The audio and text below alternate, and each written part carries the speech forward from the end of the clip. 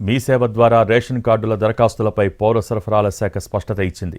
కొత్తగా రేషన్ కార్డుల కోసం దరఖాస్తులు స్వీకరించాలని మీ సేవకు ఎలాంటి ఉత్తర్వులు ఇవ్వలేదని క్లారిటీ ఇచ్చింది.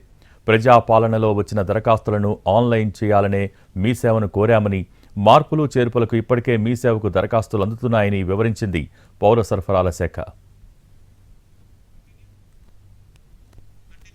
మరోవైపు కొత్త రేషన్ కార్డుల దరఖాస్తు ప్రక్రియకు బ్రేక్ పడిందన్న వార్తలను ఈసీ ఖండించింది.